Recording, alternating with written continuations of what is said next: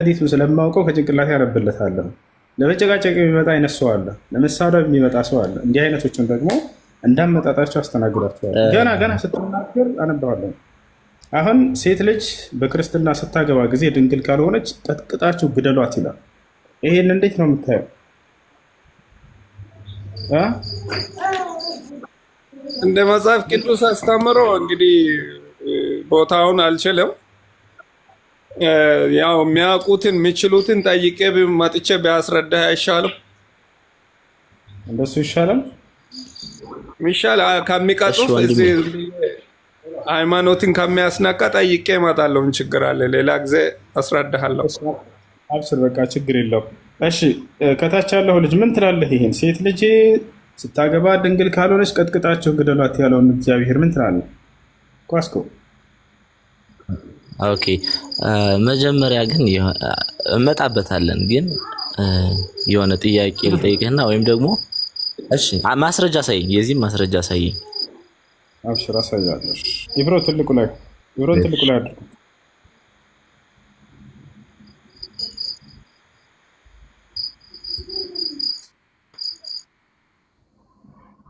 እሺ፣ ዘዳግም 22 ታውጣ። ዘዳግም 22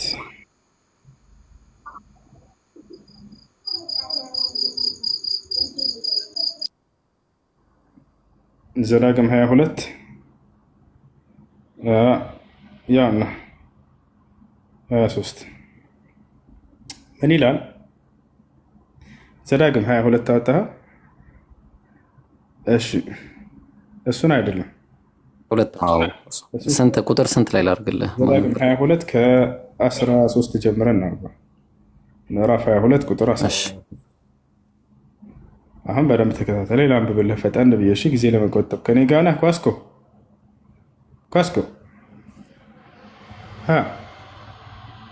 ብሎ ከአንተ ጋር ነኝ። እሺ፣ አሁን አዳምጠኝ። ማናቸውም ሰው ሚስት ቢያገባ ከደረሰባትም በኋላ ቢጠላት የነውር ነገር አውርቶ ይህች ሴትን ሚስት አድርጌ አገባኋት፣ በደረስኩባትም ጊዜ ድንግልናዋን አላገኘሁባትም ብሎ በክፉ ስም ቢያሳጣት፣ መጀመሪያ ስለ ባል ነው የሚናገረው፣ ድንግል የላትም ብሎ ስሟን ቢያጠፋ ይላል። ከዛ ስለ ሚስት ይናገራል። እንቀጥላለን። ከመጀመሪያው ላንብብልህ ብዬ ነው። የብላቴናይቱ አባትና እናት የድንግልናዋን ምልክት ወስደው በበሩ በአደባባይ ወደ ተቀመጡ ወደ ሽማግሌዎች ያምጧት። የብላቴናይቱም አባት ሽማግሌዎችን እኔ ለዚህ ሰው ልጄን ዳርኩለት፣ እርሱም ጠላት፣ እነሆም በልጅህ ድንግልና አላገኘሁባትም ብሎ የነውር ነገር አወራባት። የልጄን ምልክት ይኸው ይበላቸው፣ በከተማም ሽማግሌዎች ፊት ልብሱን ይዘርጋ። የዚያችም ከተማ ሽማግሌዎች ያን ሰው ወስደው ይግረፉት። እንግዲህ ስሟን ካጠፋ ማለት ነው። በእስራኤል ድንግል ላይ ክፉ ስም አምጥቷልና 100 የብር ሰቅል ያስከፍሉት፣ ለብላቴናይቱም አባት ይስጡት። እርሷም ሚስት ትሆነው፣ በዕድሜውም ዘመን ሁሉ ሊፈታት አይገባውም ማለት። አሁን ደግሞ ስለ ሴቷ ሊያወራ ነው።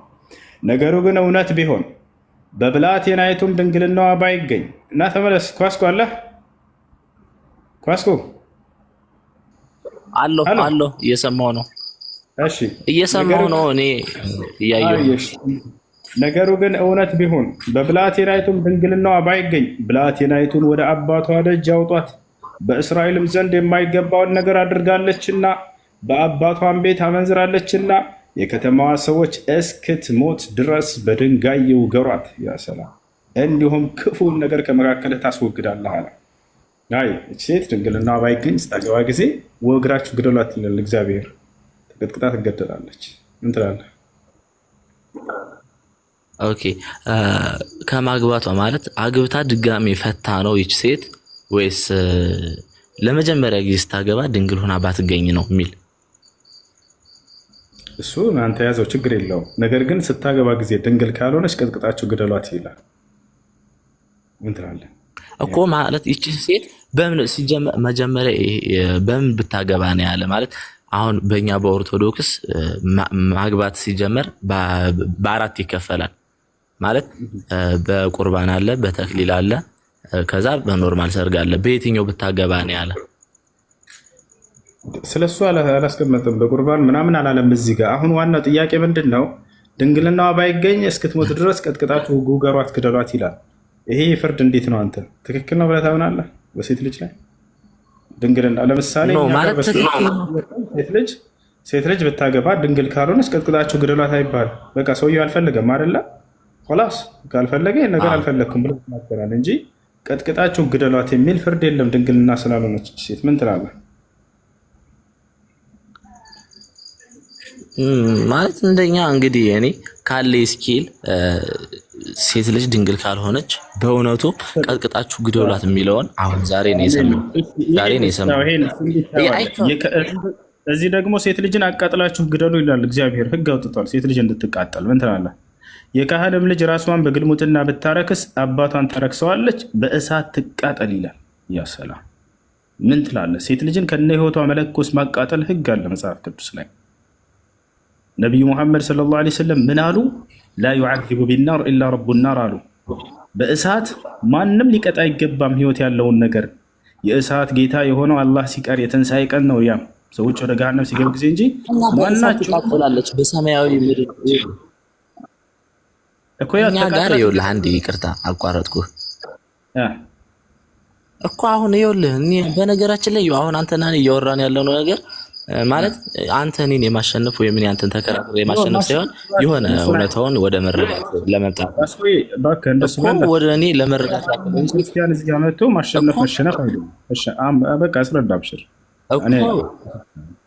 እሺ ይቅርታ ግን ካቋረጥኩ ይቅርታ፣ መቀጠል ትችላለህ። ግን አንዴ ልናገር።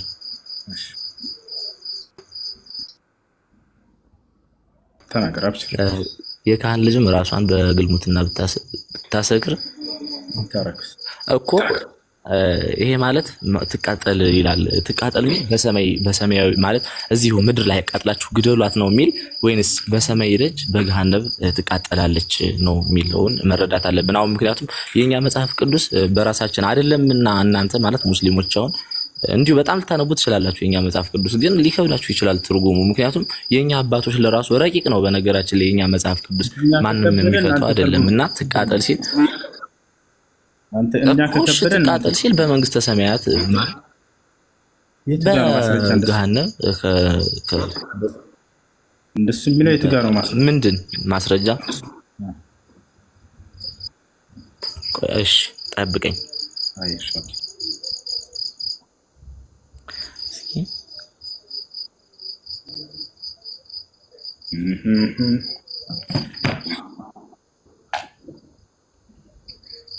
አሼ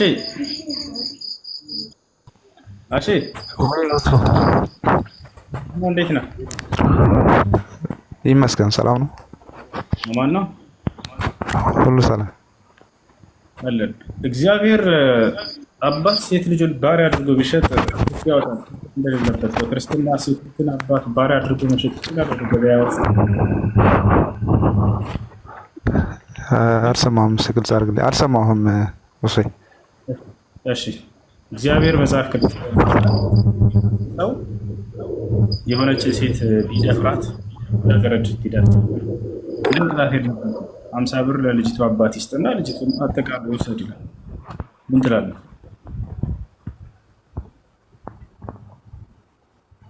ለምሳሌ አንተ ሄድክና እንዴት ልጃገረድ ብላቴና ልጅ ድንግልናዋን ወሰድክባት፣ ደፈርካት። እግዚአብሔር ምን አለ? አይሰማም ለልጆች። እግዚአብሔር ምን አለ? ለልጅቷ አባት ይሄ ሰው በቃ ሄዶ 50 ብር ይስጥና ልጅቱን ያጠቃልና ይወሰዳት ይላል።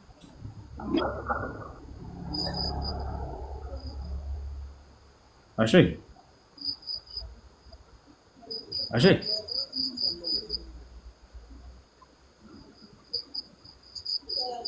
እሺ ምን ላይ ነበር? እስኪ የቅድሙን ንገረኝ። አንዴ ይቅርታ ጋር ወንጌሉን ንገረኝ። ኦሪት ዘሌዋውያን ምዕራፍ 21 ቁጥር 9። እሺ በቃ ሌላ ጥያቄ ልቀይርልህ። እሺ እግዚአብሔር ምን ይላል መጽሐፍ ቅዱስ ላይ? ሁለት ሰዎች ቢጣሉ አለ የአንደኛው ሰውዬ ሚስት ለባሏ ግዛ ባሏን የሚመታውን ሰው ሄዳ ብልቱን ብትይዘው በእጇ እጇን ቁረጧት ይላል እግዚአብሔር። እጇ ትሰየፋለች። ምን ትላለህ?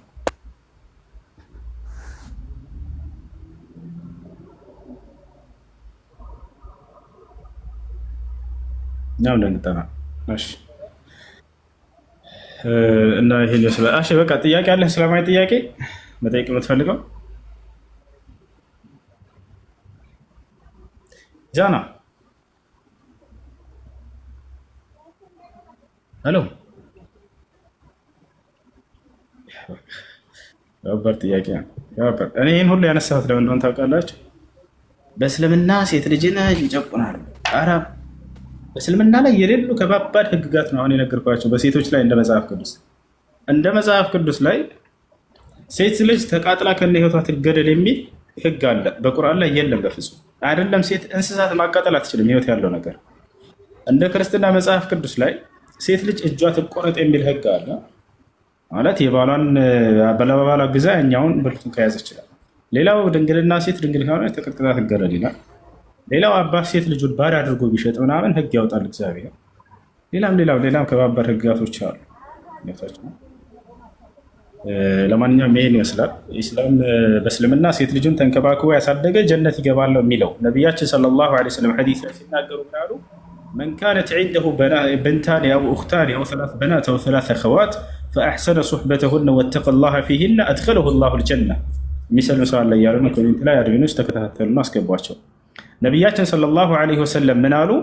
ሁለት ሴት ልጆች ኑረውት ወይንም ሁለት እህቶች ኑረውት እነዚህን ተንከባክቦ ያሳደገ አላህ ጀነትን ያስገባዋል ብለዋል። ሴት ልጅ በልጅነቷ አባት በመልካም ካሳደጋት የጀነት መንገዱ ነች፣ ጀነት ይገባል ተብሏል። ተመልከቱ፣ እርሷን ለተንከባከበ ሰው በቃ ጀነት ተዘጋጅቷል። ምን ያክል አላህ ሴት ልጅን መንከባከብን ትልቅ ምንዳ እንደሚሰጥበት ገብታችኋል። ምን ያክል ቦታ ቢኖራት ነው ከአላህ ስብሐነሁ ወተዓላ ዘንድ እርሷን ለተንከባከበ ጀነት ተዘጋጅቶለታል ብሎ ሁሉ ትልቁን ጸጋ ያዘጋጅለት። እናት ሁናም ቢንከባከባት ሰውየው የጀነት መንገድ ነች። ልጅም ሆና የጀነት መንገድ ነች። ሚስትም ሆና የጀነት መንገድ ነች። እናትም ሆና የጀነት መንገድ ነች። ሙሉ ህይወቷ የጀነት መንገድ ነች። ያሰባችሁታል? ሚስት በምትሆን ጊዜ ቃለ ነቢ ሰለላሁ ዐለይሂ ወሰለም ኸይሩኩም ሊአህሊሂ ወአነ ኸይሩኩም ሊአህሊ፣ ከሁላችሁም በላይ መልካም ሰው ብሎ ማለት ከአላህ ዘንድ አሏቸው ለሰሃቦች፣ ለሚስቱ መልካም ሆኖ የተገኘ ነው። እኔ ከማናቸውም በላይ ለሚስቶች መልካም ነኝ አሉ። ከአላህ ዘንድ ምርጥ ሰው መሆን ትፈልጋለህ? ሚስትህ መልካም አልላት ይላል ኢስላም። ትልቅም እናትም ሆና የጀነት መንገድ ነች። የሆነ ወጣት ወደ ነቢያችን ሰለላሁ ዐለይሂ ወሰለም ጋር መጣ። ያ ረሱለላህ ኡሪዱ አን ኡጃሂደ ፊ ሰቢልላህ፣ አንቱ የአላህ መልክተኛ ሆይ በአላህ መንገድ ጂሃድ ማድረግ እፈልጋለሁ አላቸው። አለከ ዋሊዳ፣ እናት አለችህ አሉት። ቃለ ነዓም፣ አዎ አለችን። ኢዝሀብ ፈጃሂድ ፊሃ ፈኢነ ልጀነተ ተሕተ አቅዳሚ ልኡመሃት፣ እናት ካለችህ ሂድና ወደ እናትህ ተመለስ፣ በእርሷ ላይ ጂሃድ አድርግ፣ ለእርሷ መልካም በጎ አገልግላት፣ የጀነት ከእናትህ እግር ስር ትገኛለች።